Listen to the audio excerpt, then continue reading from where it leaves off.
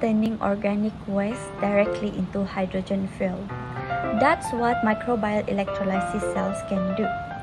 An MEC is a bioelectrochemical reactor where exoelectrogenic microbes on the anode will oxidize wastewater organic, releasing electrons and protons. Those electrons will flow through an external circuit to the cathode, and under a small applied voltage, they will combine with proton to generate hydrogen gas. This process is often called electrohydrogenesis, is far more efficient than conventional water splitting. In fact, only about 0.2 voltage extra is needed to produce hydrogens from acetate after accounting for the bacteria on voltage. As a result, MECs can achieve very high hydrogen yield and energy efficiency. In short, MEC use waste organics plus a low voltage to sustainably generate clean hydrogen.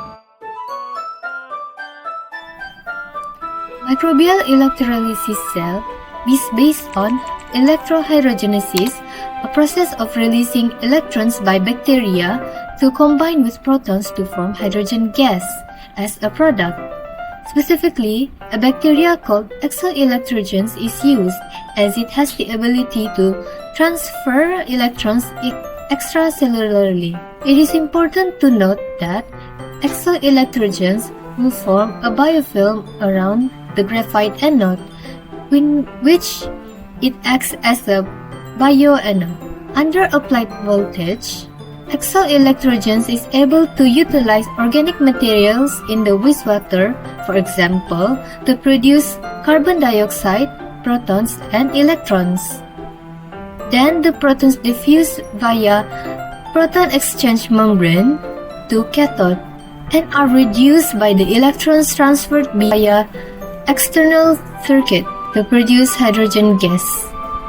However, the MEC system cannot work spontaneously due to the thermodynamic barrier and additional energy required to drive the reduction reaction. Based on Nernst's equation, the cathode potential for reduction reaction will be affected by the pH of electrolyte, temperature, and partial pressure of hydrogen gas. The cathode potential decreases with temperature, pH value, and partial pressure of hydrogen gas increases. Even so, pH is the most crucial parameter as it has the most influence on the cathode potential.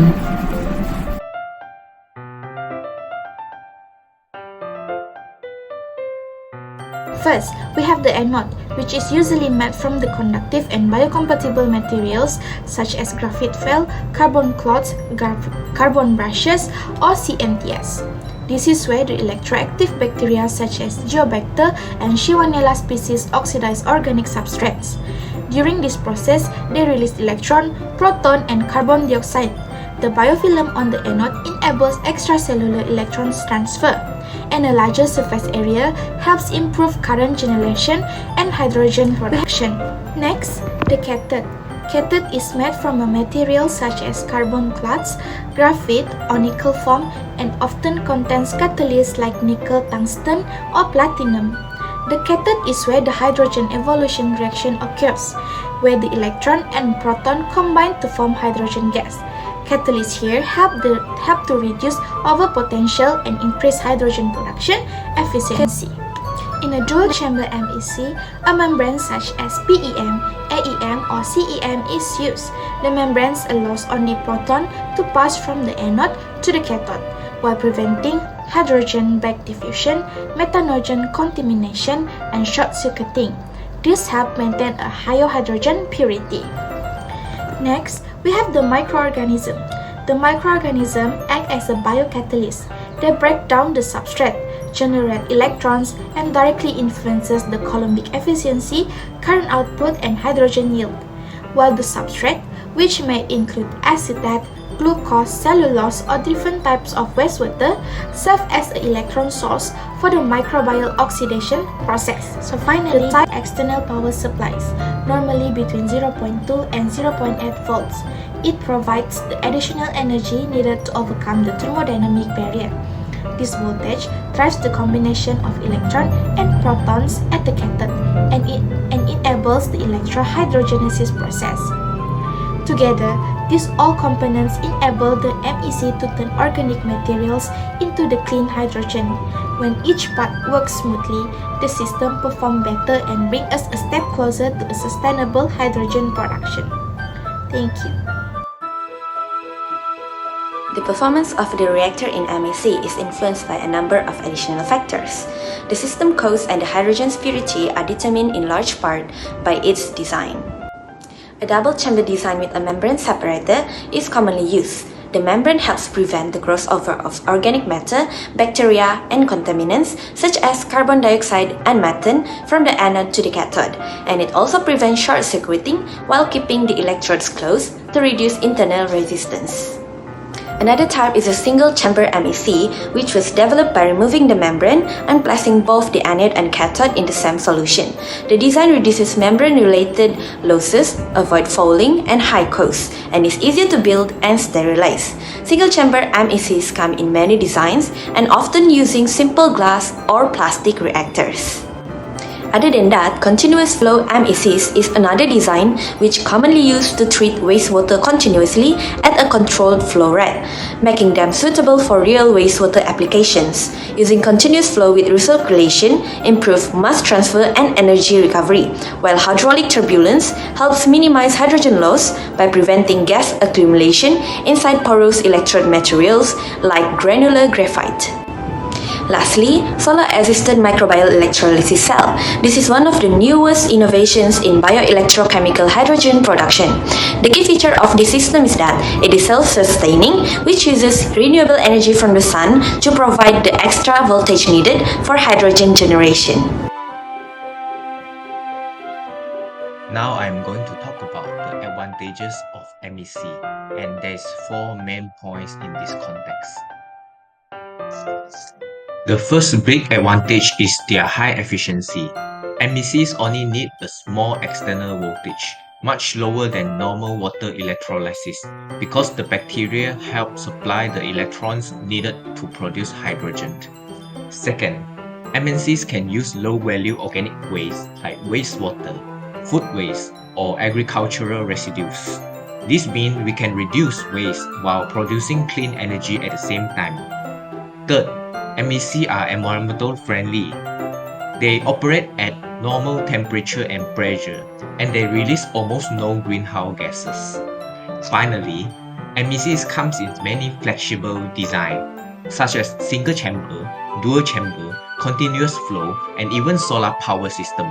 This makes them adaptable for different applications in the future. Besides the main advantages, MECs also offer several additional benefits. They have high Coulombic efficiency, which means most of the electrons produced by the bacteria successfully become hydrogen. This makes the system very energy efficient. Unlike photosynthetic hydrogen production, MECs do not have problems with oxygen inhibition because everything happens in an anaerobic environment. MEC can also produce other valuable products such as methane, ethanol, and hydrogen peroxide, depending on the design and microbes used. And lastly, MECs can be powered by renewable energy like solar panels, which help create a full green hydrogen production system. The challenges of MECs. Even though MECs are promising, they still face several challenges. The first challenge is the high cost of electron and catalysts, especially platinum, which is commonly used to speed up hydrogen production. Researchers are trying to replace it with cheaper metals such as nickel or molybdenum. Next, membrane used in dual-chamber systems are expensive and can increase internal resistance. They can also get full, which reduces performance over time. A major biological challenge is methanogenesis. Methanogens can consume hydrogen and convert it into methane, reducing hydrogen purity, especially in single-chamber MEC. And finally, scaling up MEC is still difficult. Large systems struggle with maintaining stable biofilms, preventing clogging, and managing internal resistance. Because of this, MECs are still mostly tested at lab or pilot scale, not industrial scale yet.